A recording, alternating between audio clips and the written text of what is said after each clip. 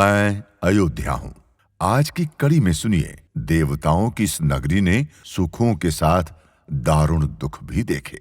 लेखक हैं दैनिक भास्कर के नेशनल एडिटर नवनीत गुर्जर। देवताओं की नगरी अयोध्या ने बल, प्रताप, बलिदान देखे तो दुखों का पहाड़ भी झेलना पड़ा। ऋषितुल्य राजा मानधाता का साम्राज्य देखा तो राजा हरिश्चंद्र की सत्यवादिता और वचन की खातिर राजपाट त्याग देने, यहां तक कि मर मिटने तक का बलिदान भी देखा।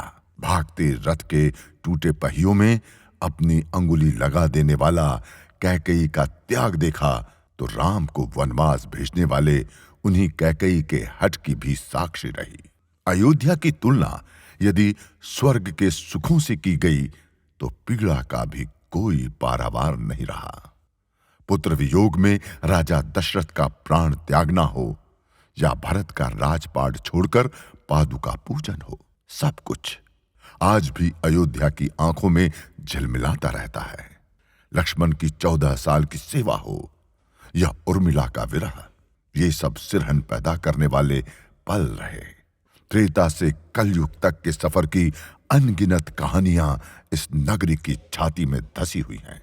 इन्हें एक एक कर निकालना अपने ही दुखों की सुइयां पोरों से निकालने की तरह है।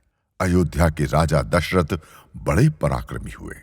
बड़े दिनों बाद राजा दशरथ के यहां राम सहित 4 पुत्रों ने जन्म लिया। जन्मोत्सव की खुशी में महीनों पूरी अयोध्या सोहर और बलैया गाती रही। चारों भाइयों की शिक्षा दीक्षा का काम महर्षि वशिष्ठ ने अपने हाथ में लिया। इसी दौरान मिथिला नरेश राजा जनक के यहां स्वयंवर में राम ने शिव जी का धनुष तोड़ा और सीता से विवाह हुआ। विवाह के बाद राम का राज तिलक होने ही वाला था कि माता कैकेयी के हठ के कारण राम को 14 वर्ष के वनवास का आदेश हुआ। इसके बाद आता है वनगमन प्रसंग। राम का वनगमन आज के संदर्भों में भी कई शिक्षा देता है।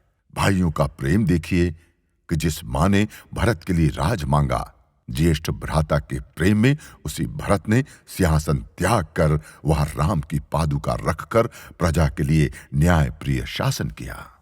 इन 14 बरस में एक पल भी भरत ने खुद को राजा नहीं माना, बल्कि प्रभु राम का सेवक बनकर ही रहे।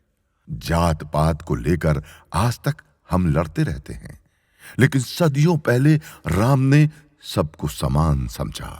घो निषाद को गले लगाया, केवट के सामने अनुनय विनय की, यहां तक कि आतताई रावण को हराने के लिए वानरों तक को अपना सच्चा सगा साथी बनाया। अब इस कड़ी को यहीं विराम देते हैं। कल सुनिए राम के वनगमन से लवकुश तक का प्रसंग।